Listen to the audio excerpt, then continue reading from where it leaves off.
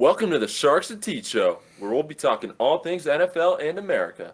That is Sharks, Hello there. and I am Teej. Sharks, Kate Clark just went number one overall yesterday. This is what everybody wants to hear. Yep. But we're not interested in the first overall pick, are we? Sharky loves the second overall pick in the WNBA draft. Sharky, tell us what you love about the second pick No in the way. draft. No way. What? No way. Yeah, Bro, I hit us don't with know it. shit. I don't know shit about fucking. No, you said you liked the second pick. Oh, Chandler Brink. she's gorgeous. She's beautiful. I don't know Oh, shit okay. about fucking basketball, dude. Oh, oh yeah. Well, in my notes, Sharky said she's gorgeous. Whoops. Yeah. Okay. So that's what Sharky said about the second overall pick in the WNBA draft. But other than that, No way. Oh, that's fucking great. let's start off our NFL in America right where we left off last week with the Cleveland Browns. We got a little bit into Judy and whatnot last week. Um, But let's talk about Mr. Chubb. He's returning from a gruesome, gruesome leg injury. If you haven't seen it, go watch it right now, and I'll give you a pause. And if you come back and you did not throw up in your mouth, you do not have a soul, 'cause that shit's disgusting. Sharky, Disgusting. is Chubbis going to look the same coming back? He was one of the best backs in the NFL before his leg got snapped in half against the Steelers there. What do we think about Mr. Chubb coming back, and what can he do for the Browns?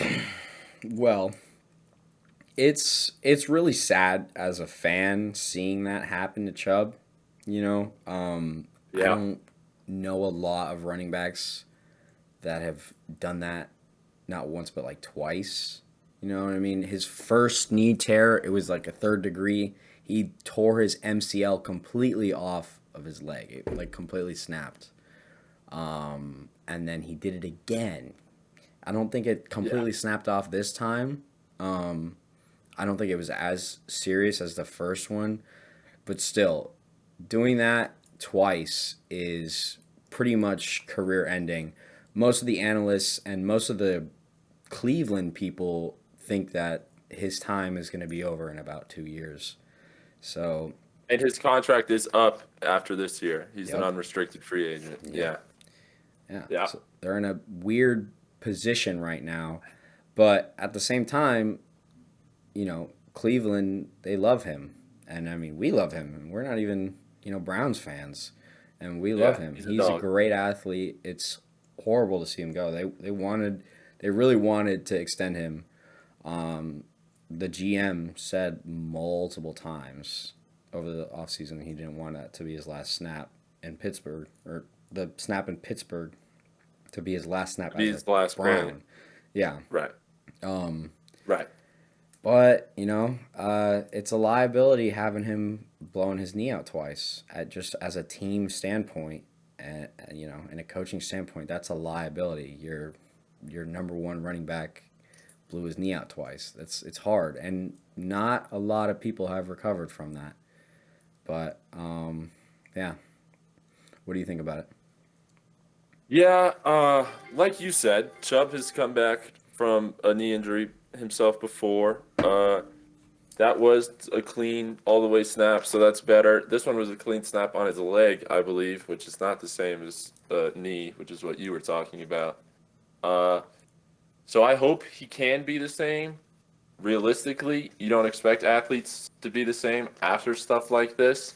But I think Nick Chubb is such a dog. He's got a shot.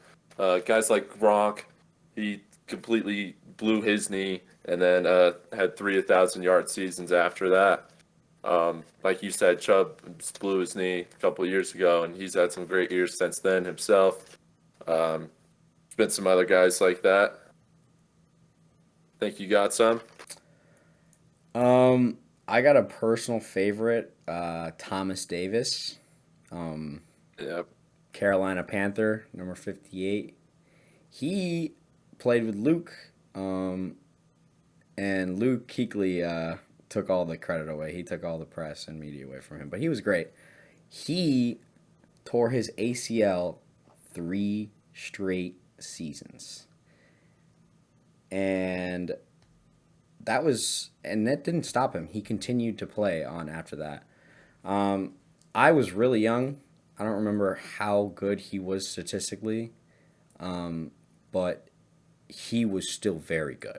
Like, I don't have the numbers on it, but every single week he still was performing like good old Thomas Davis. He even played in the Super Bowl against the Broncos with a broken arm, Yep. which is just badass, you know.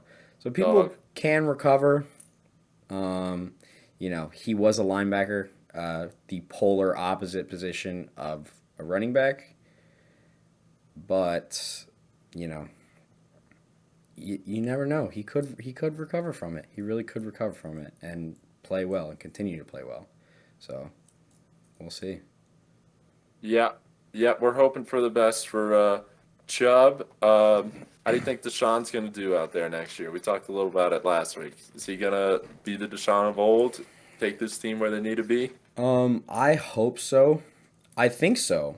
It's just odd not seeing him really play at all for like I mean, 2, even 3 years maybe. I feel he hasn't been playing He ball played really at the at all. beginning of this season. Yeah. I Right. mean, I He mean, he's played like barely four had or five games. yeah. I mean, he's barely had any Yeah. games. So it's just weird, like, as a quarterback not playing, like barely playing at all for like the past 2 years. I think he will still come out though and still perform. I think he's been just waiting. I'm sure he's been dying to get back out on the field. So I think he'll do really good. It's been a long time. He probably might be a little rusty, but at the same time, he's a pro athlete. That guy's probably been, grinding every single day. Hopefully, that's what we want as a Yeah. fan. But I think he'll do good. I think he'll do great. Yep. Yep. It's probably all the rust has probably been WD 40'd off by a bunch of lotion and professional hands there. Hmm. So, former Browns quarterback Baker Mayfield had a career resurgence last year in Tampa. I thought he looked good. Um, I think it was the best we've seen from Baker. They took it pretty far. They got to the divisional and lost by 8 to the Lions, where Baker did throw a pivotal interception. It was a great play by the backer there, but not a great throw from Baker at the end of the game on their last drive of the season. I think if this Bucs defense gets a little better, that's all they need for good enough for them to get to the promised land. I think that's how good Tampa is. Their organization's good. Their defense has been good. They have Mike Evans and Chris Godwin still. Sharks, what do you think about the Bucs? Um, I think they're really good. It's hard. So into this, I was kind of pessimistic about it just because I'm a Panthers fan and I don't want them to be good. NFC South. But looking into it, they are still going to be very good this year. Their defense, I think, got better. Um, their run game, not so much. I know Rashad White, people had him in fantasy and he was doing great in fantasy and whatnot, but they had the least rushing yards per game in the whole NFL. And they had, I'm pretty sure, one of the worst offensive line stats in terms of run blocks, win percentages. I'm pretty sure they were dead last. Um, Yeah, yes, they were dead last. Dead last. yeah, So I think they're good. I think they're good, but they need to just improve that run game. I just slightly. I mean, they had Mike Evans, another 1,000 yard, season. They and revived they got him Baker. back. What do you think needs to be improved on the defensive side? They lost Devin White, so that sucks. You still have Yeah, Levante David, which has been one of the best. We love talking about Mikes and great leaders, and Levante David's definitely one of them. yeah. But Devin White's a great athlete. They did add Jordan Whitehead from the New York Jets, so that's a good safety pairing with Antoine Winfield Jr., who is one of the best young safeties in the league. He's just 25 years old, and yeah, one of the best free safeties doing it right now. Yep. So they I do agree. need to get something back for Whitehead, and they did lose Shaquille Barrett, so they need a pass rusher too. So maybe not so much. I'm worried about the second Mike because you do have Levante, but you need a star pass rusher in today's league, and the NFC. If you make the playoffs, you'll be playing plenty of good quarterbacks there, and Yeah. Dak and Hurts and all those guys. They they're projected to get Chop Robinson. Well, that's at least what Mel Kiper and Yates think. I think that'd be really good Yeah, addition to their defense. But yep, I mean, yep. I completely agree. They need pass rush they could try for to sure. improve their run game this draft, but they also do need a pass rusher. Yeah, yeah. I think they brought some depth in, and yeah, maybe you could still get a vet alignment in there, and you still got Tristan Wirfs, who they've been messing up by every other year. They switch his side, Yeah, and they just he's supposed to be one of the best tackles playing. they won't leave the poor guy So alone, man. yeah, Honestly, so I think honestly. you get him where he feels comfortable, and he's one of the best tackles, Hmm. no problem. So. Yeah. I think they're a little bit away. Like I said, lost to the very good Lions in the divisional. Baker was ninth in yards. He had 4,000. He's just 29, so for a quarterback, it's definitely not old. No. So, but some other guys on the roster are getting there, like Mike Evans and Levante David. So it's time to start winning. But like I said, I think they're a pass rusher away from contending in that NFC for sure. Yeah. Somebody we all thought was gonna um, make some noise in that NFC South last year were the New Orleans Saints. After they picked up Derek Carr, a lot of people thought they were going to clean out that division. They were the betting favorites, and I know Derek Carr's not a crazy good quarterback, but you thought he was good enough to where guys like, Kamara and Chris Olave can make plays on offense, and plenty of good players on defense. Tyrann Mathieu and Mario Davis, Cam Jordan coming into the year. So they underperformed. They did barely lose the last game, which could have slid them into the playoffs, and the Bucs got the spot instead. But like I said, they should have ran away with the division, and they are trotting out Derek Carr next year. So, Sharks, what do we think of the Saints coming into the NFC this year? I think they're an O line away from being really good. Their wide receiver room is really good. Chris Olave, A.T. Perry, Rashid Shaheed, very good. Their defense, they're getting Chase Young and Granderson. Does that mean Cameron Jordan's getting benched? That's one of my biggest things He is might be. is he getting benched? Lattimore's one of the best playing right now. I don't know how I left him out there in the intro. Hmm. Yeah, I Yeah. it's kind of crazy. So I'm not really sure what's going on with him. I know his sack production was like damn near nothing last year. But I mean, Carl Granderson had the fourth highest run stop win rate last year. Chase Young was 15th in the pass rush win rate last year. I mean, so there's no shot Cameron Jordan's getting, any kind of starting game. I mean, he might just be some really good depth now, unless they want to like trade him. Or Like, I don't even know what they're or going to trade him for. put on a little weight, especially for the pass rush. You can move him to D tackle now, right? Yeah. He's definitely not a small D end or a skinny one. He's a pretty heavy set guy. I mean, So maybe, he's still Cam Jordan. I don't completely disagree with you there. And for Chase Young, he's got to be healthy, right? I mean, he's still questionable for week one right now. He's had injuries the whole time he's been in the NFL, I feel like. So he's got to be healthy. yeah. But when he is healthy, yes, he's a very, very good player in Chase Young. Yeah. So we'll see. Derek Carr didn't play horrible last year, but like I said, we expected them to win that division. We love Olave. He's such a great young player. But Mhm. if I was the Saints, I would have packed it up this offseason. I would have shipped away Kamara for some good picks and Demario Davis for some good picks. I think you can get a lot of value out of those guys to a contender who need a running back or a middle linebacker. So maybe in the middle of the season they ship off some key guys like that. I don't know about Lattimore because I don't think Crazy. he's on the edge. Kamara I don't leaving think. the Saints would be crazy, man. Well, you know how it is with running backs Oh no, and yeah.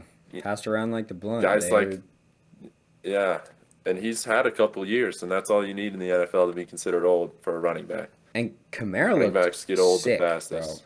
He looked He sick did, in the he did. Saints. He like But if they're bad, you might as well get a second round pick out of them, right? right? Yeah, no, yeah. I mean, And Demario Davis is getting there, and he's a great Mike, so you can get value out of him. I just don't.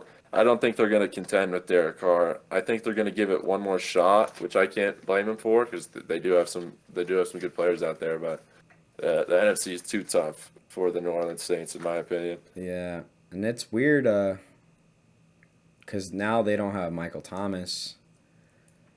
My, that's weird. Like, where is he gonna go now? Like, Well, I think a great landing spot for him would be the Carolina Panthers hmm, because I think they need another weapon. That's what I was going to say about the in division rivals. Your favorite team, Carolina Panthers, is that I think they do need another weapon for Mr. Young there. So I'd love to see Slantman go there. Little in division rivalry, couple revenge games. What do you think about Slantman? Michael Thomas coming to the Panthers. Well, Or just in general, Michael Thomas. I didn't um, want to completely jump off the Saints there, but I was going to say that yeah, later in yeah. this. Um, I think Mike Thomas so should go to the Panthers. Michael, there's some interesting spots he could go to. I've been seeing like he could go to the Bills. I've been seeing he go to the Yep. Steelers. Um, you know, with George Pickens, but Pickens is pretty good. yeah. Um, But, yeah, can't hurt. I really don't know. I think it would be wise for the Bills to pick him up. Um, it would be wise for the Panthers to pick him up, but at the same time, we spent all our money this offseason. We are 355 million down the drain as of That's true. right now, as Robert of Hunt got a today. $100 million Yeah, contract. I'm not sure. It was 5 years. It was 5 years, but um, paying a guard $100 million is kind of nuts. yeah, it's I'm not sure. I really am not sure. Another thing with the How much Saints is money? How much money do the Panthers have to get somebody else here? I don't know anymore. So before Is we it? signed Deontay Johnson, I thought we were at like 20 million above cap, but then I quickly realized that I do not know anything about contracts really because we just started signing more people. I'm thinking it was for contracts for this year, and since they're like multi-year Right. contracts, it like evens it out. Right. Um, but I wasn't about to do the math on all that on Right. each Yeah. contract and how There's many some years sites and that'll tell you. yeah. Right. So I really wasn't doing the math on that all that. But I mean, Right. I already had felt like we were spending a lot of money in general. Like Yeah. like you said, 100 million to a guard is a lot of money. That's a lot of money. I mean, God. That's a shit ton.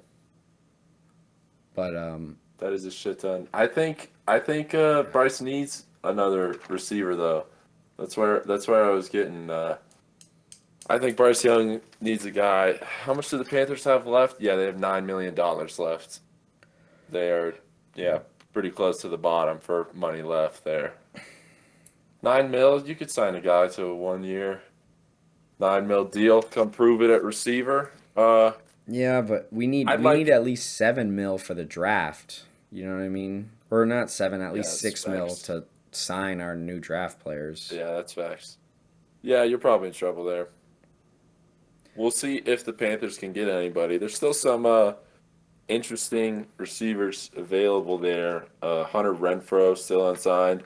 Odell, Tyler Boyd, and as we were saying earlier, Mike Thomas.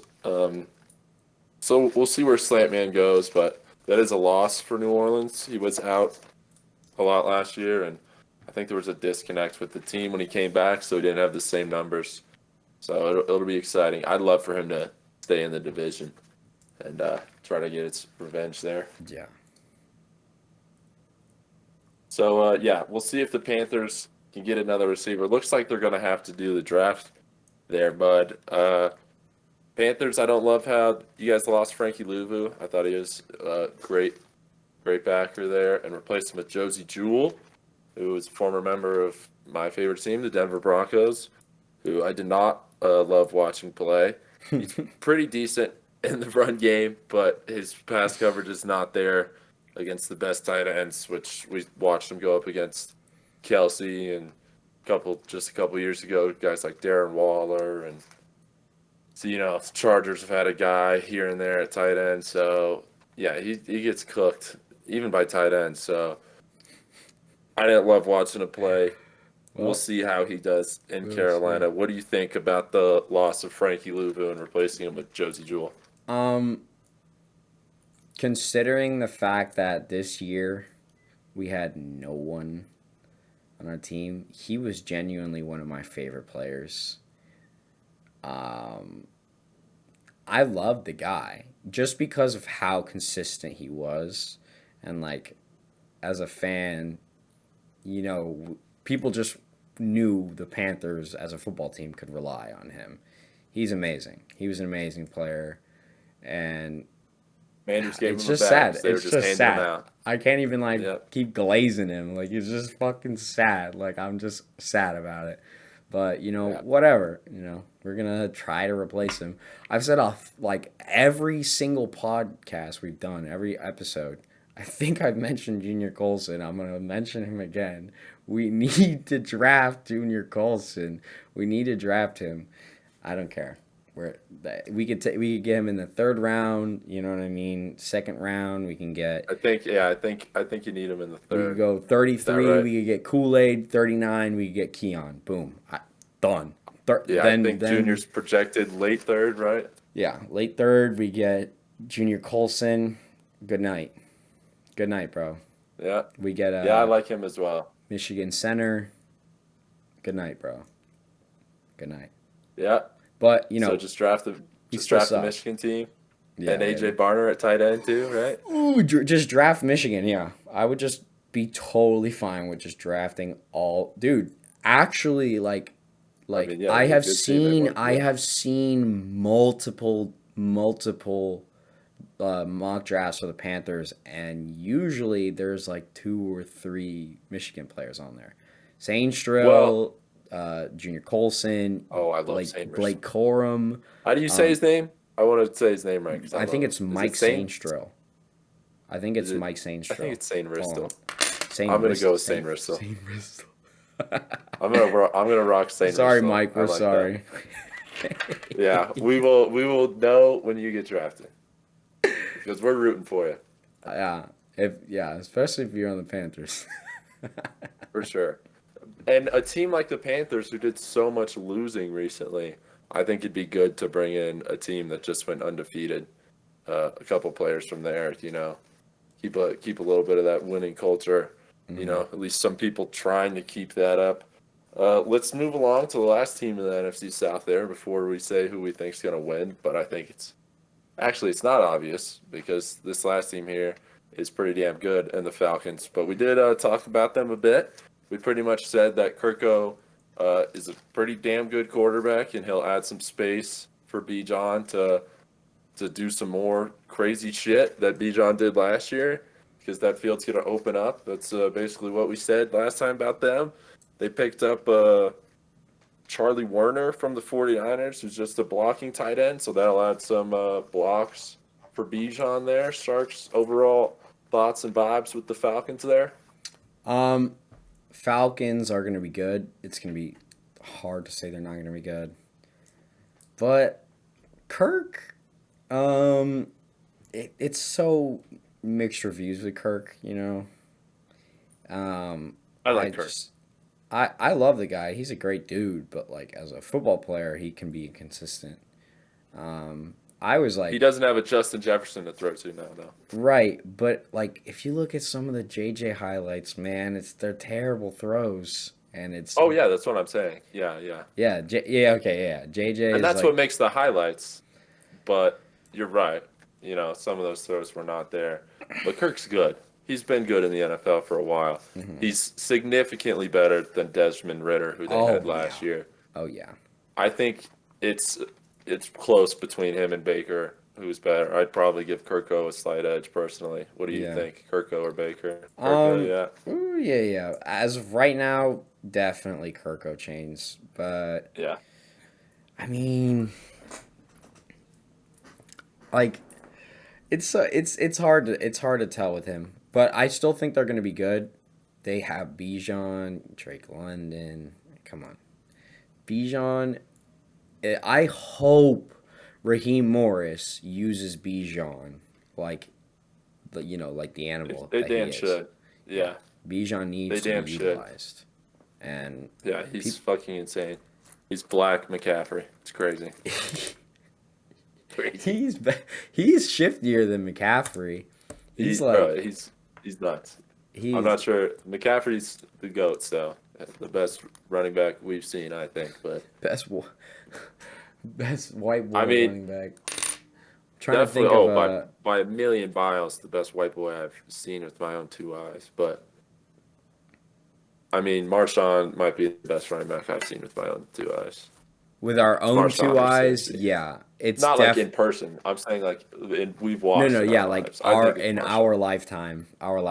Yeah. I would probably It's say Marshawn or it's, CMC. I'd have to say it's Marshawn. It's Yeah. it's Good. Marshawn, Christian, Adrian Peterson. Oh yeah, Peterson's pretty fucking good too. But oh yeah, Yeah, Yeah, it's hard. that's It's hard, man. yeah, Hard to yeah. make lists like these. Yeah, but Bijan's career might make a run at that. Bijan is pretty fucking good at football. So that being said, who's gonna win this NFC South this year, Sharkman? Who you got? I got the Bucs. I got the Bucs winning it. Ooh, Like it's not. I'm not happy saying that, but I gotta be honest. It's definitely gonna be the Bucs. They got best safety duo in the league. Their defense is still very good. I know they lost Devin White, but still they're really good. I just don't see how the Saints, Panthers, or Falcons are going to beat them. I get that the Falcons are going to be much better. The Falcons really could give them a run for their money, though. the Falcons and Saints were right on the Bucs' ass for their playoff spot. Oh no, yeah, Like, yeah, the Saints were tied. The Saints were tied, and their record was tied. right. But But the Falcons were right there and got better. So that is true. That's true. I don't think the Falcons were as close as the Saints were, but yeah, I think they were a I game don't know, behind. man. It's definitely going to be a lot closer this year. But I mean, last still year was feel pretty like close. it's going to be the Bucks. But I think it's still too going to be close to close. even tell. I think it's still going to be close, but I think that the two teams we're talking about at the top here, Tampa and Atlanta, I think they will both be better. They're like what Tampa made it 9-8 last year. They made the playoffs, right? Mm-hmm. Yeah, so I think they'll both do a little better than that. Both be 11 or 12 wins. I Yeah. think they'll both be 11-win teams. It's Tampa and Atlanta next year. Tampa, Atlanta, 11-win teams. It'll be tight. I think so. Atlanta, 11-win team. That's crazy. That's crazy. It'll be close. One of them's gonna take it. obviously they can't both take it. Obviously, what am I saying? What are the words coming out of my mouth? I got to pick one here. I grew up, born and raised in Central Florida, so I want to take the Bucs here. So I will take the Bucs here. Like you said, new best safety duo in the league. They still got Mike. They still got Levante. I'm gonna ride the Bucs better. They looked great last year, and they're gonna have another year with Baker. And they're a young pass rusher away. They need a good one, but a young pass rusher away from being a damn good football team. Yeah. Agreed. Sweet. Okay, so speaking of picking up those players in the draft, let's do a fun little thing here. Fun little activities. Everybody get your crayons and markers out. Hey. Where do you want to start? Do you want to go favorite past draft picks, or do you want to go favorite steals by round? That's what we're doing, folks. Why don't we just do round by round, and we'll do both. Oh, we'll do both. Okay. So what we're doing here is for past players, we're just going to say our favorite player who got drafted in that round, or we're just going for aura. Just let us know in the comments there who's got it, and then for the draft coming up in just a couple days now, we got who we think you should pick in every round of the draft coming up. So we're going to hit you with our favorite all time and then who you should pick in the round on this draft. Shark, I'll let you go first on the first round there, bud. All right. First round. All time, I'm going Luke Kuechly. And I would be a fraud. Banger. I would be a fraud if I didn't say Luke Kuechly was my favorite number one or first round draft pick of all time. I grew up watching him when I was little. I played football. He was my one guy I'd look to on Sunday. He was that guy when I was playing football when I was younger. I was looking at him. Bro won NFL Defensive Rookie of the Year. Next year, he won Defensive Player of the Year. He's in the Hall of Fame. I mean, it's Luke Kuechly. He was the smartest linebacker ever to do it. He studied so much film. People were scared. People were horrified of him. And outside of the field, he looked like some little nerd with his glasses and his curly hair, and he was just a little nerd, but he was the GOAT. He was awesome. Super long. I'll go my modern one because it kind of fits right in. A little cliche there, but I went on the same vibe as Shark and just picked my guy from the Broncos, Von Miller. Yep. Came in as the second overall pick. The guy I looked up to, wore 58 in high school because he wore it. He was just the man. Super Bowl MVP.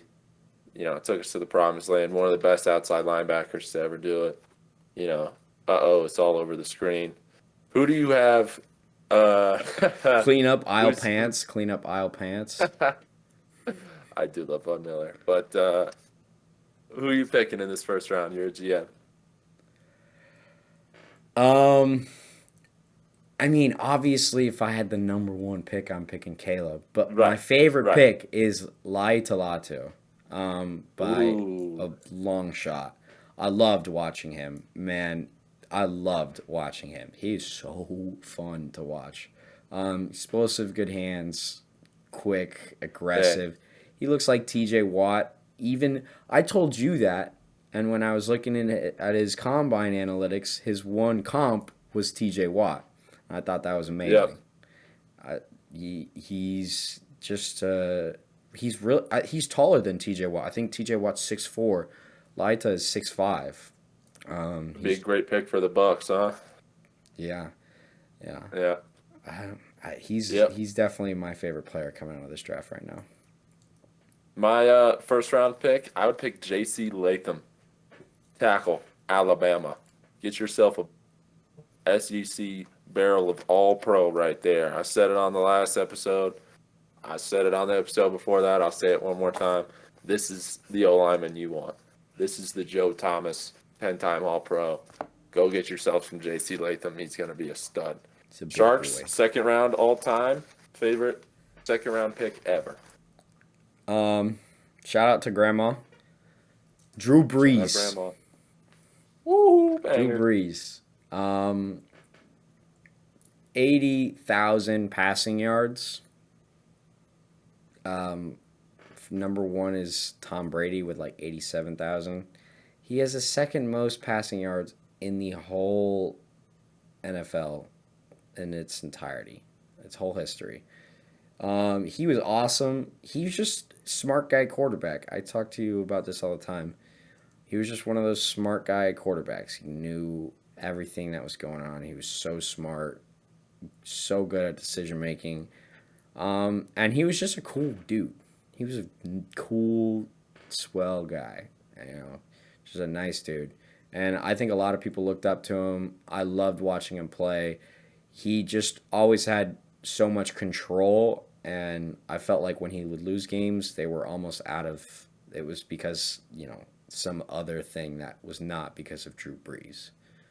But yeah, that's my second all time.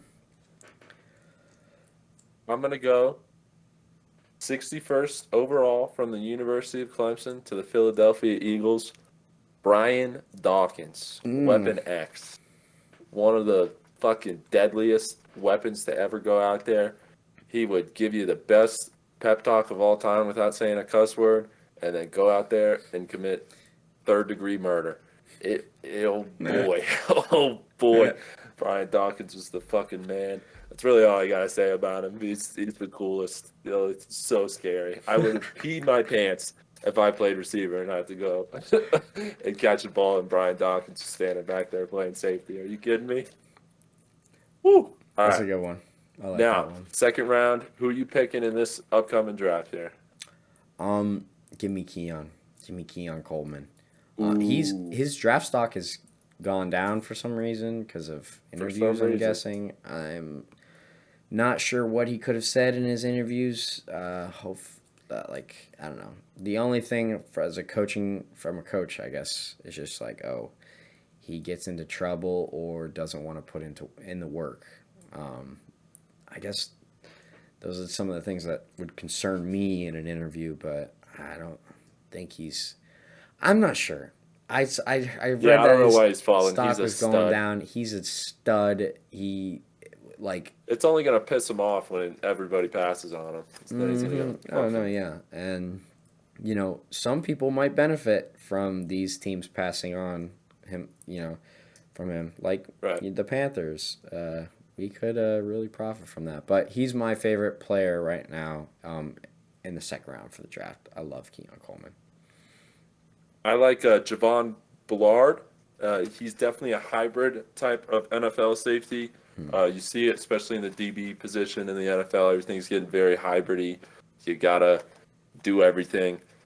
He's got decent size, but he can cover the pass. He can cover the run. He can cut the short route. He can stay with you deep. He can really just do it all. Georgia just pumps out NFL guys. They're kind of the modern Alabama in that sense. They just have an NFL program going on over there. So, yeah, just get yourself some Georgia and Bama guys. I wouldn't say everyone's going to be a banger, but J.C. Latham for my first round, then Javon Bullard staying in the SEC. He's going to be a great safety in the NFL, I think. Sharks, third round all-time favorite pick? Give him another shout out. Steve Smith. Shout out. Steve Smith Sr. I'm shouting him out directly. Yeah, I love him. He's Shout out he's Steve Smith. got his own show. Like one of my inspirations for doing this with you. He's awesome. Absolute beast on the field. Yeah, he was awesome. I love Steve Smith Sr. I watched him when I was very young. He had 8,000-yard seasons, 4 Pro Bowls. I mean, he was a beast. He retired after 16 seasons, dude. That's crazy. He played for 16 seasons. I remember everyone being like, "Oh, this old ass dude." Oh, man, put some respect on his name. It was Steve Smith Sr. He was awesome. I love him. That's my third. That's funny. You had Steve Smith. I have a very similar player and underrated coming in and turned out to be an absolute dog. And Hines Ward was selected 92nd overall to the Steelers and would later win Super Bowl MVP as well. So that was a great pick by the Steelers there, and he had some great years there. Very consistent. He didn't talk like Steve Smith, but he was very much a hard-working dog. He loved blocking. He loved working. He was a fucking beast out there. Who you picking in the third round of this draft? Can you take a guess? Before I say. Junior Colson. Yes, Junior Colson. Give me that. Yeah. I don't know, man. Beast. We love. Beast. This is a Junior Colson show. Welcome to this the is Junior seriously Colson the show. Junior Colson show. Like, wait, Right. someone get him on here, please. Right. Like, Right. I've talked about him every single episode. I love his tape. He's a great tackler. In his combine profile, the things that are that he needs to work on are teachable. They're teachable. And also another thing, I think I saved this for this. He was an orphan. He spent the first 9 years of his life in Haiti and was adopted after the horrible earthquake in 2010. And he came to America and started playing football. And one of the things in his draft combine strengths and weaknesses, it says he straps it up every game and is willing to play through pain. And I just think he's an absolute dog. If you hear his backstory, you hear how people are describing him, and I mean his combine description, how could you not like and support someone like Junior Colson?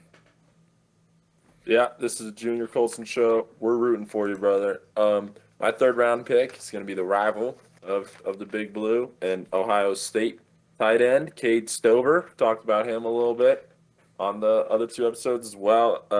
He's got that NFL body. He's got that athleticism.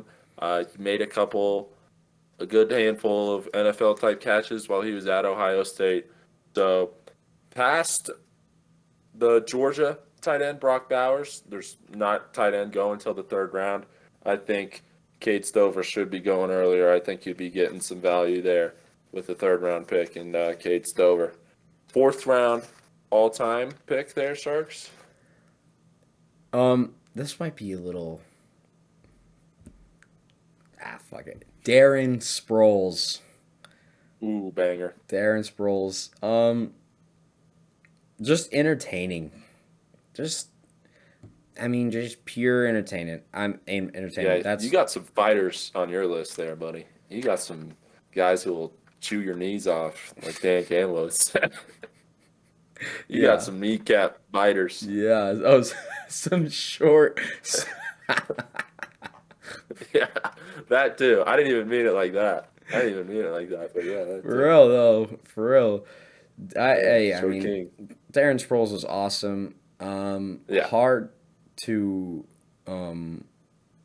describe him really as like a player. He was just, I guess he just a short little like speedy, quick guy who loved contact, but yeah, he should have gotten out of contact, but he loved it. Yeah. Which was awesome to watch. But yeah, his burst was awesome. Mm-hmm. He would do kick returns, and it's rare that a running back would do kick returns. Kick returns and punt returns, and he scored touchdowns doing both. Right? Crazy. Yeah, he was a stud. I have a backfield player as well, but this is probably going to be the only fullback we've talked about in these first three episodes, and that is Kyle Juszczyk. No way. I wrote it. Was a fourth round pick, yeah. Juicy Juice. That's crazy. I wrote his wife made Taylor Swift Super Bowl outfit. That's what I wrote. Wait, his wife made Taylor Swift's Super Bowl outfit? Oh, bro, you didn't hear about it? It was all the news. She, No, I don't keep up.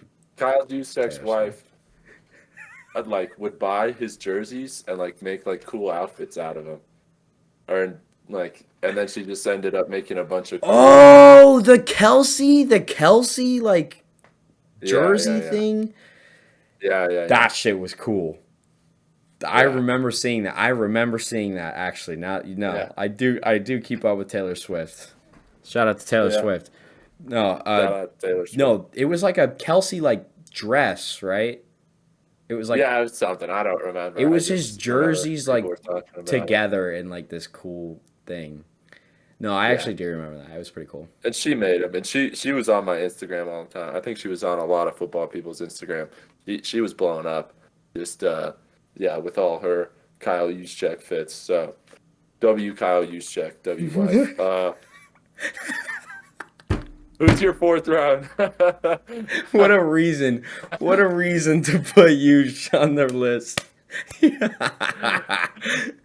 And he's a dog. And he's a dog. He is a He's a great dog. He player. He's is. been the best fullback forever. That's a little thing I should throw in there too.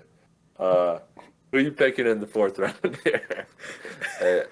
This fourth round of this draft. Who you got? Talked about him a little bit in the first episode. AJ Barner. My little Michigan tight end. He's not little. He's 6'5". Actually, no, he's 6'6". He's massive. My little Pookie Bear, AJ Barner. he's insane. That guy, not really a catcher. Like at More of least a that I pitcher. saw, they didn't really have him in a lot of throwing schemes. He does catch the ball sometimes, but it's most of the time he's in run block schemes and he's killing it. He actually destroys people in blocking, and he will destroy your favorite D end in a D block. Sorry, he might do it. He just might. So give him a chance. Let him hit the weight room with the big NFL dudes, and then I'm sure he'll be throwing around defenders in no time in the NFL. Yeah, and I think we both cheated a little bit in the fourth round. I think you did on AJ Barner too, right? Which is okay because I did as well. He was end of third round, right? I'm pretty sure he was literally According to lining up with where he ranks in best available, and then lining up Right. where the picks are in the draft. He was in the third round technically, but I just did him because no one knows. Yeah. And here's my first Michigan guy. I know Sharky just hit you with his fourth one there, but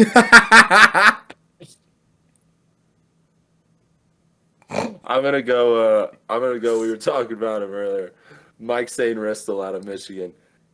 He is 5'9". That's his one knock. I'm gonna get that off the board quick.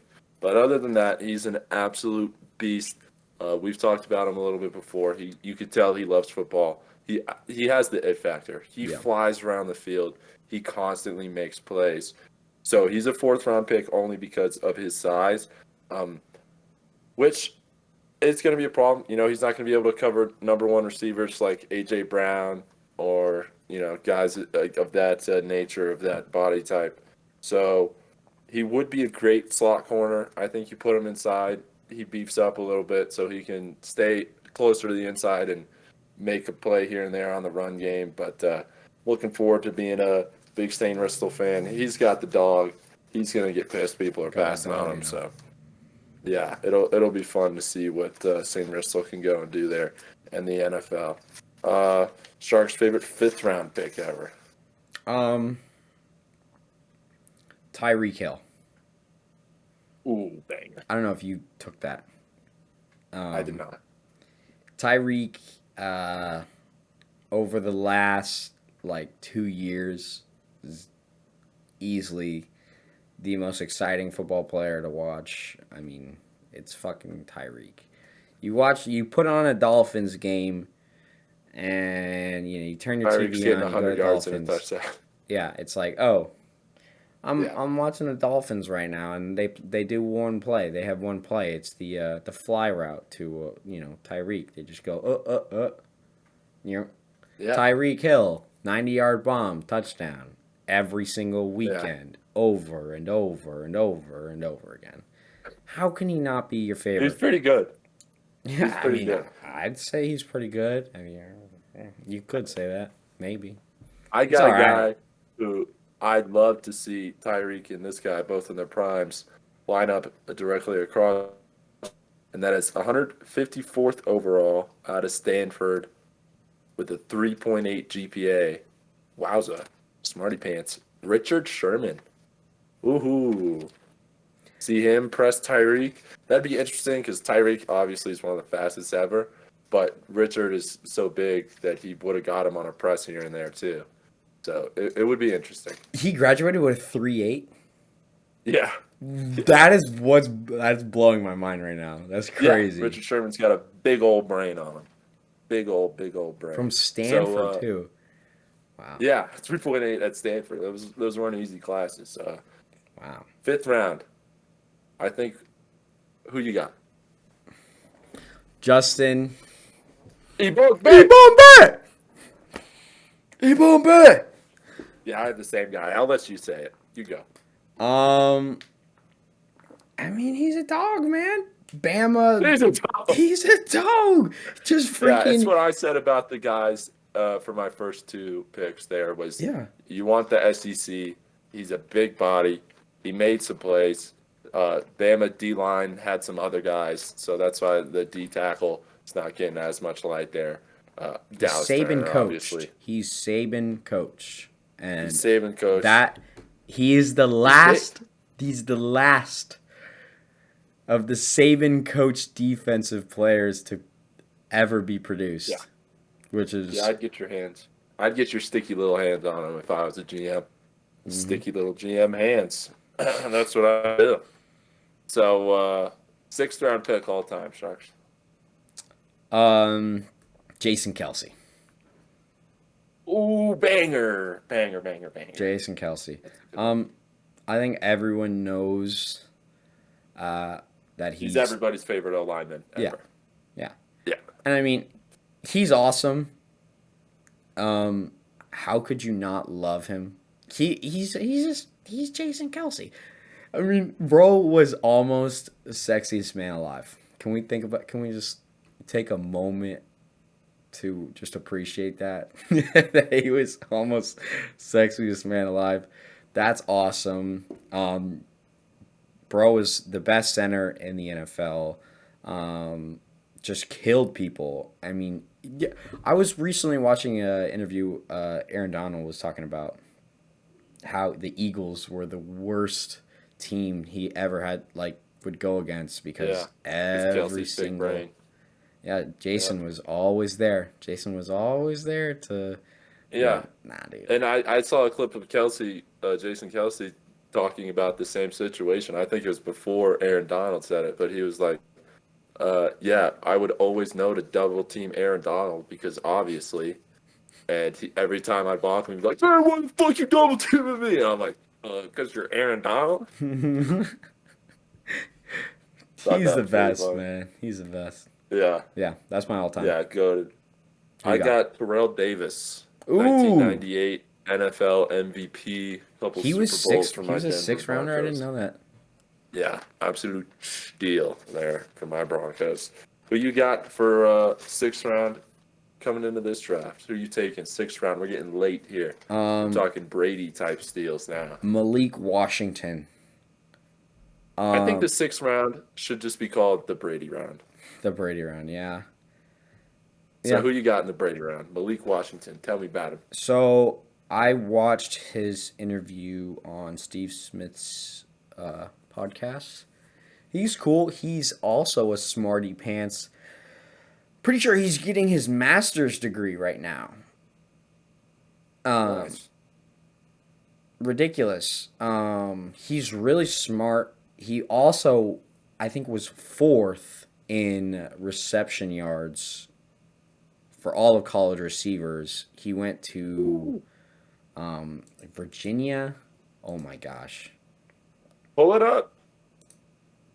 I mean, Pull it up. no. He went to Virginia, but okay, yeah. He had 110 receptions this year. That's insane. 110. That's the most. Oh, so he's their 110. best player. Unbelievable production. Imagine. How many games are playing in college? 17? So this is an obvious question here, but why is he going in the 6th round? This receiver out of I'm not Virginia. sure. He's not Because he went to because he Virginia? played for like nobodies and he's way down. He's way down on the charts and the best available charts. He's just way down. I'm not sure why. Interesting. Yeah. Interesting. What's his name one more time? Malik Washington. Malik Washington. All right. We'll see. We'll see if he could be the Brady guy out of the Brady round. I got Fabian Lovett, my first Florida State player. He's the D tackle, 6'4", with a high motor. Question I just asked you: why is he not going higher? I think Fiske stole the draft. Highlight The stuff boy. for Florida State D tackle, D line. Fiske Yes, looks sir. great, but I think Fabian Lovett looks great as well. Big body, high motor, loves the game. You saw it all the time at Florida State. So I think you're getting a great player there for as late as that is. Sharky, here we go. 7th rounder. Who you got? All time. 7th Shannon round. Sharp. Last round. Shannon Sharp. That's a good one. Did you Damn good one. you didn't do that? No. Okay. No. I we went didn't for curveball. we didn't tell each other who we were doing if you Right. guys can't tell. Right. Shannon Sharp's Sharp. a damn good one. Yeah. Best That's a damn good one. best For shit obvious talker reasons. of all time. Yeah. Arguably one of the funniest football players of all time. Also, One of the nastiest tight ends to do. yeah, best tight ends, play for the Broncos, killed One it of for the you best guys. pass catchers we've ever had. Yeah. Yeah. We Played love, with John Elway. absolutely love Shannon Sharp Yeah, over here I in mean, Denver. he's awesome, man. Who you got? A player we absolutely did not love over here in Denver. Quarterback, pick number 232 to the New England Patriots out of Kent State, Oh, I know it. Julian Edelman. You knew it. You knew it. That's the curveball. You didn't know it. Yeah, he No, was I a didn't know. quarterback. No, I was wrong. Yeah, Julian Edelman was a quarterback coming out of Kent State. They turned him into a receiver who would later be Okay, one yeah, of you Brady's said Kent best State, and I targets was like, ever. and then you're like, And, Julian Edelman. yeah. Yeah, okay, no. From 7th round quarterback pick to Super Bowl. Say it's pretty good job for a 7th rounder there, Mr. Edelman. Yeah. Who you got in this last round of our draft? Who you taking, GM Sharkman? So when I was doing a lot of draft research and I was watching my YouTubers, Brett Coleman and his podcast, football analysis, people, just people. A lot of people are talking about Holy Cross. What's Holy Cross? Holy Cross is some college that no one has ever heard about, but has one of the potentially best wide receivers coming out of the draft. Everyone's calling him the steal. Jalen Coker, slot receiver, really good, really quick. It's like they taught him. I think Stephen A. Smith describes this the best. Stephen A. really likes him too. It's like he was taught to never catch with his body. Like he never catches the ball with his body. And that's insane from a wide receiver. He has this amazing plucking ability. He's also one of the best route runners. And yes, he played for Holy Cross. And so he's not, putting up. Is he small for like a slot? Like, is he extra small or he's like slot small? I'm pretty sure he's slot small. Let me Tell me his name double one check more time. his Justin size. Coker? No. Oh, no. He's 6'3". Yeah, he's 6'3". Not small at all. My bad. Justin Coker? Is that what you said? Jalen Coker. Jalen Coker. Yeah. He runs his routes amazing, and he's probably going to be the steal of the draft. But yeah, that's what I got. Interesting. I have Keaton Oladapo, safety out of Oregon State. We watched him. We watched Oregon State a couple times there. He's got a decent frame. I'm worried about his deep coverage. I think that's why he's going late. But he loves hitting. He loves contact, and that's what you want to see out of a decent-sized safety coming into the draft there. So let us know who you got and who's got the aura, who doesn't, and we'll see which one of those guys were steals. Yes, sir. All right, let's move off our NFL and just go into America. UFC 300 just happened, Shark Man. Pretty good stuff. Chama, Yeah. Pereira's one of the best to ever do it. I'm convinced that shit was awesome. Holloway fight was awesome. I think Pereira is going to go for the 3-weight class championship that nobody's ever done. He's going to try to get it. He called out, I forget exactly what he said at the end of the fight, but he was like, oh, I could do heavyweight, something. I don't know. He's got a translator. He said something along the lines of "Bring me your hero." You know, I think he's calling out John Jones. So it would be absolutely sick to see Chama He would die. versus Johnny Bones Jones. He would die. Alex That's what I Pereira was gonna would ask get you. fucking folded if he ever stepped in a Sharks. ring with Johns. Sharks. Pereira's in his prime. I know he's a little old, but he doesn't have the same UFC wear down that Dude. John Jones has. But Pereira has no ground game. I'd give Pereira a shot. Pereira has no ground game, and John Jones is just gonna He hit doesn't him have no once. ground He's gonna game. drop, and then he's just gonna put him in a Nah. standing choke and kill him.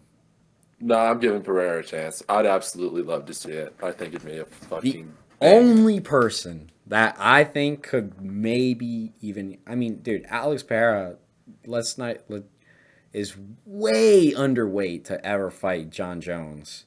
But the only other person that can He's probably a light heavyweight now. He's got to just put on a lot of weight. Like, Yeah, light no, heavyweight's his natural weight, I feel like. So, yes, Yeah, he does have to he is a put on some big fat or guy, something. and he is really skinny for his size and frame.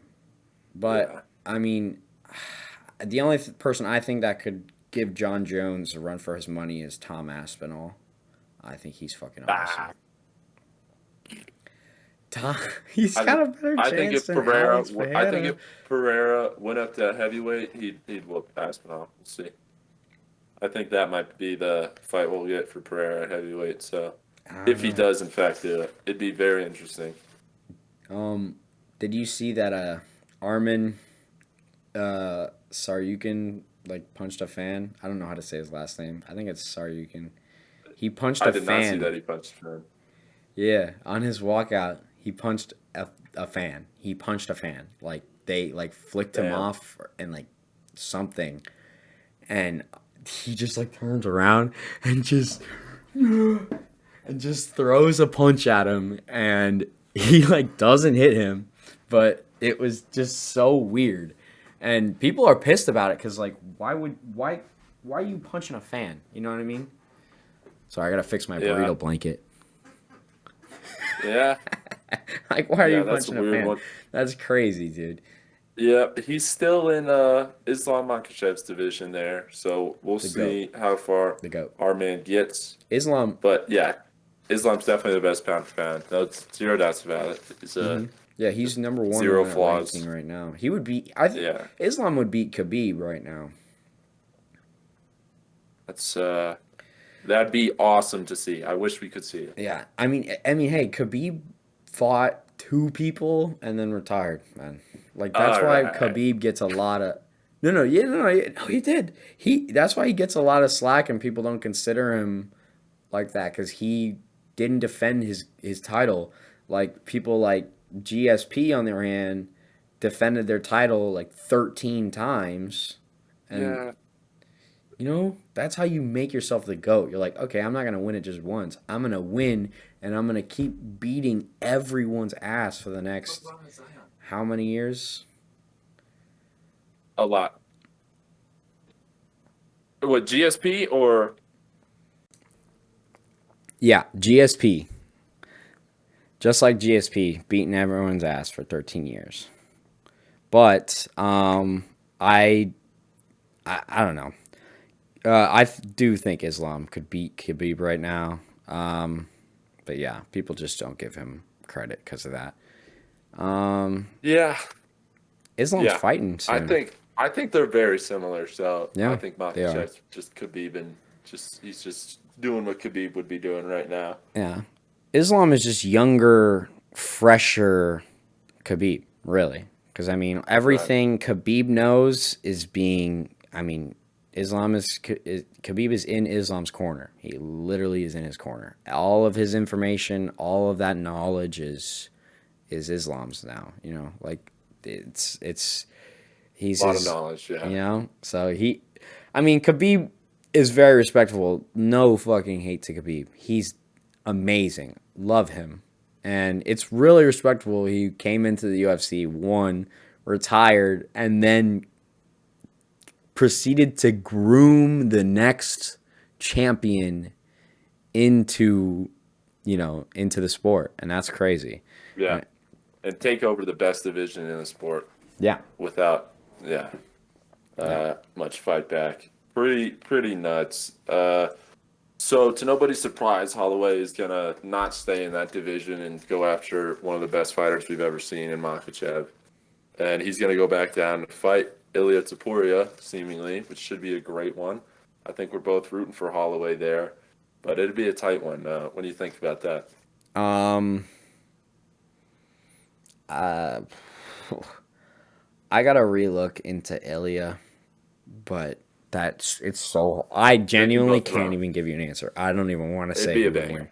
because I It'd don't. be a banger. Oh man, like I gotta pick Yeah. between Ilya and Max. My heart's going What would Max, but like I gotta really look at I'll say what you want to say. My heart's going Max, but my head's going Topuria. yeah, Topuria's a fucking beast. Yeah. but the same thought process happened when I was watching UFC 300. Same thought process. My heart wants Max Holloway to win, but I think Gaethje is gonna kill him. You know, and that's how I felt. But the whole time I was like, you know what? Nah, Max all the way. But I did have like those doubts in my mind. I thought Max could tango with Justin, but the whole time in my brain was he cannot slip up. If he slips up and he doesn't, his eyes, if his focus goes away for 1 second, he's not going to be the great boxer that he is and, dodge everything. He might get, socked in the face and knocked out, which has never happened before, ever. And, so that's just the only thing in the back of my mind is Gaethje's a knockout guy. So Max needs to be on his game for 5 rounds straight. And that was just really He was. worrisome for me. And And he he was. He he was. he dominated him. He Max was. looked fucking awesome. Some more from 300 goes back. I thought he was gonna look good. I bet a lot of Aljo. He did. He put on some weight. He's still shorter than a lot of that division, but with that extra weight, he's an amazing wrestler and grappler, and he dominated. Yuri Prohaska's back. He had a great fight against a damn good opponent, and that Russian who has missed some time. Beast though, and the White Samurai took care of business there. Anything else you got on UFC there, Sharkman? Um, I'm just really excited for Islam Makhachev and Dustin Poirier to fight. And Oh Sean yeah. Strickland and Paulo Costa. I'm super excited. Also, I'm still mentally recovering from Charles Oliveira losing. Yeah, that sucks. I he was my favorite fighter by like 10 million miles. Like Charles Oliveira was my favorite UFC fighter by a long shot. And seeing him lose, to some guy who wants to punch fans, I'm really upset. But whatever. Yeah, I'll move everybody's on. time comes to an end, and he had it eventually in an amazing division. And I think he would have been the best if you gave him some more time without Islam Makhachev, but that's not how it works. No, So nope. it's Makhachev's time now. So let's get these other sports in there. You want to go F1 on me? Yeah, I'll go F1. I only have a little bit on F1 today. Chinese Lenovo Grand Prix. So it's a little interesting.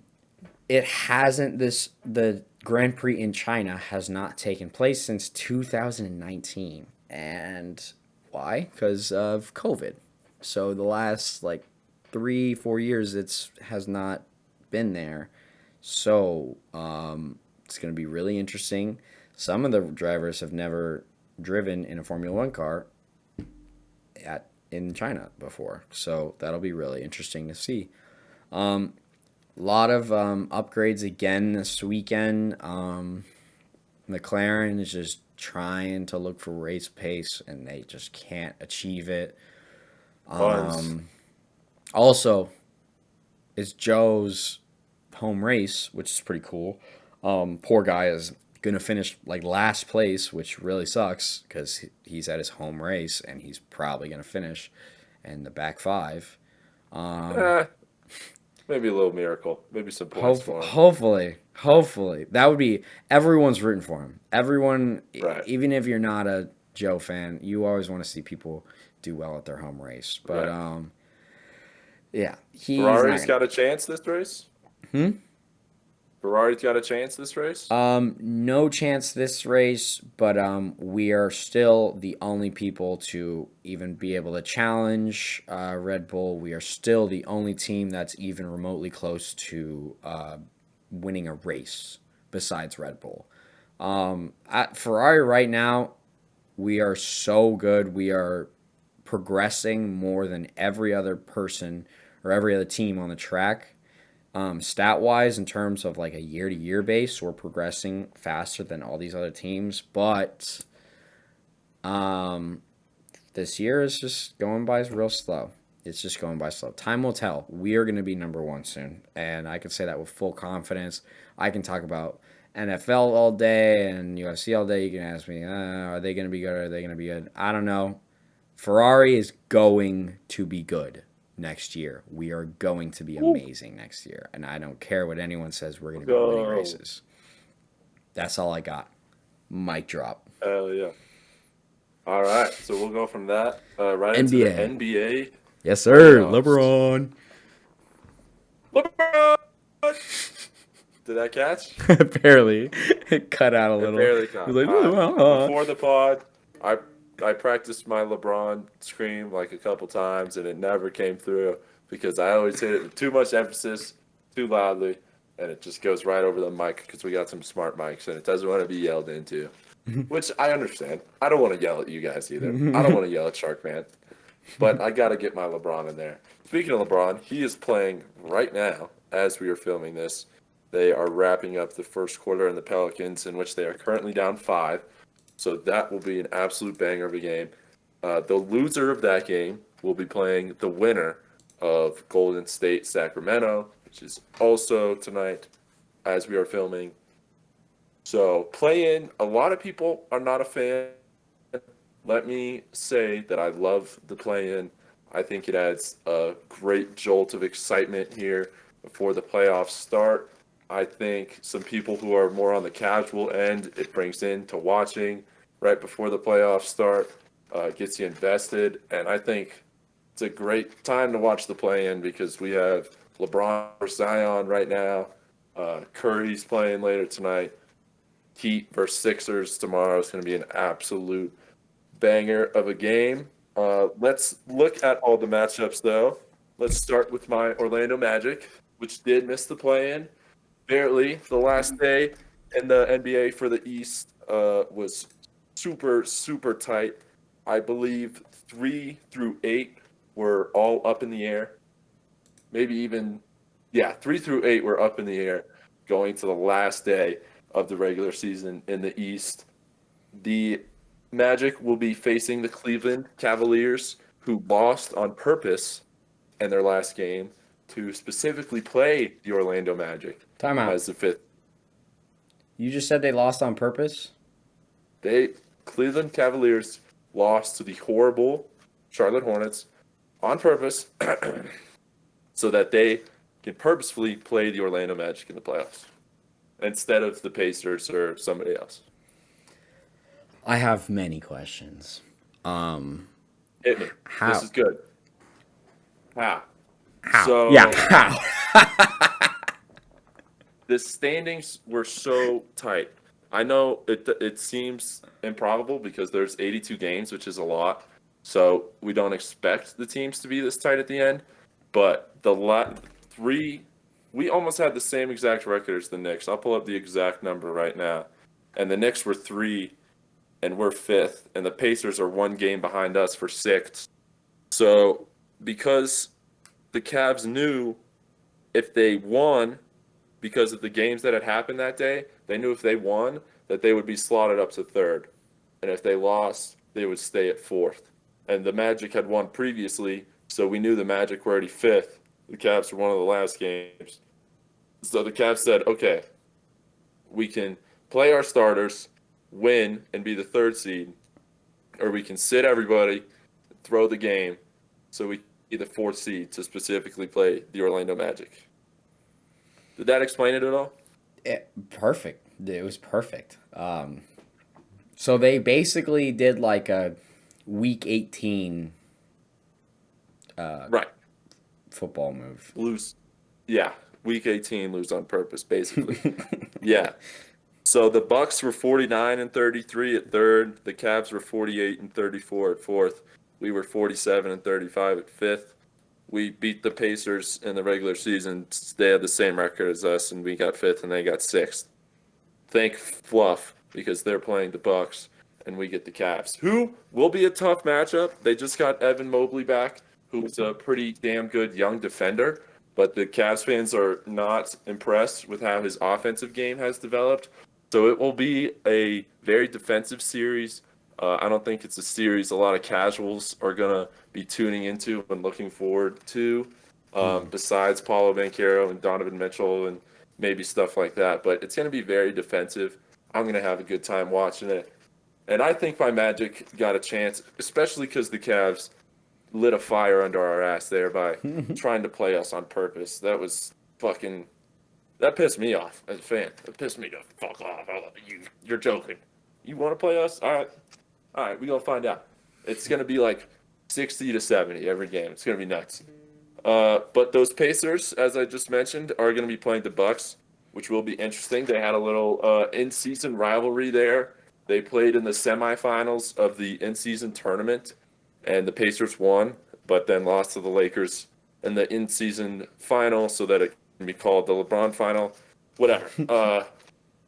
But the Pacers and Bucs would then play each other again a week or two later, and something along the lines of some bench player on the Pacers got their career high in points, and some bench player on their Bucs got their first ever NBA point.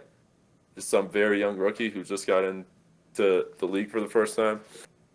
So somebody took the game ball, like the exact ball that the kid scored his first NBA point with, allegedly, and the team's gotten a fight. I don't think hands were actually thrown, but there was a big crowd meetup.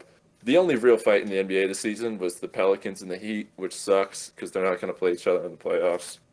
But, the Pacers and Bucs is definitely a little hot. Tyrese Halliburton was on the JJ Redick show a while ago, and I watched it, and he said, yeah, I don't know if I would call us and the Bucs a rivalry because they're NBA championship winners and we've only done so much, but the games did get very hot, and I think if we played them in the playoffs, then it'd be a rivalry. He said this like months ago, so they're playing each other in the first round. Should be a good one there. That's cool. Good quote. 4th and 5th in the West is the Mavericks and Clippers, which is going to be an absolute banger. I've been high on the Mavericks since we've started this, and I still am. But Russell Westbrook might be my favorite player ever. so it's hard to root against the Clippers. I like a lot of the guys. The old guys on there were the guys I watched growing up. But I'm high on the Mavericks, so I think Luka and Kyrie get through them and really make some noise in these playoffs. I think the Bucs, if they get Giannis back, they'll get right through those Pacers, no problem.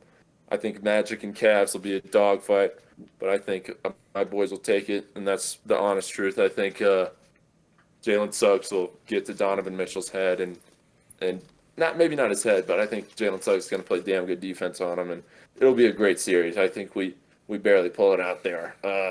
Wolves and Suns. I'm going to take the Wolves here. They just got Cat back. Really? I know Kevin Durant's on the other team, but Ant-Man looks so good, and Cat's been looking good, and I think they figured out how to fit Rudy into the game a little better there, and Cat's making his outside shots, which makes it easier to fit Rudy in there. So now the play-in, which we will be done with when this goes up, I believe the play-in will be over. It'll be close.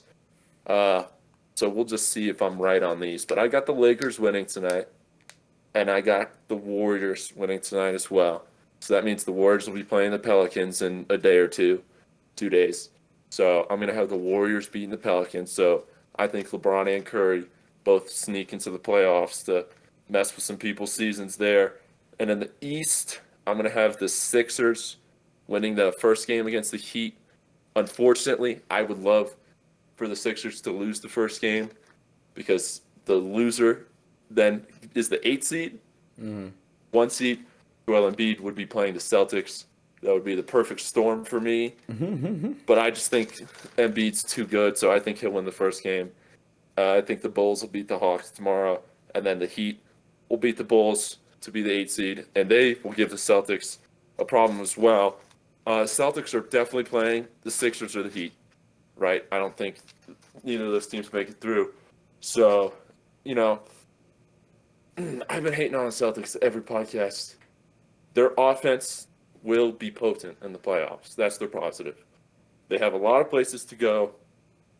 The downside of the offense in the playoffs, and Celtics fans, NBA fans know this, is they say Jason Tatum does not show up in the clutch there. So we'll see if he does that this year. Obviously, they'll be good. But that inside defense is going to get you in trouble, specifically in the East. And even if you make it out of the East, then if Giannis is hurt, then they have a chance.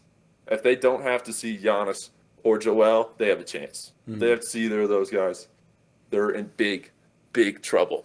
So that's it for my NBA takes. Yeah, I got Darkman, you good? All right. Well, thank you all for watching. That has been Sharks. Yep. And I have been Teej. See y'all.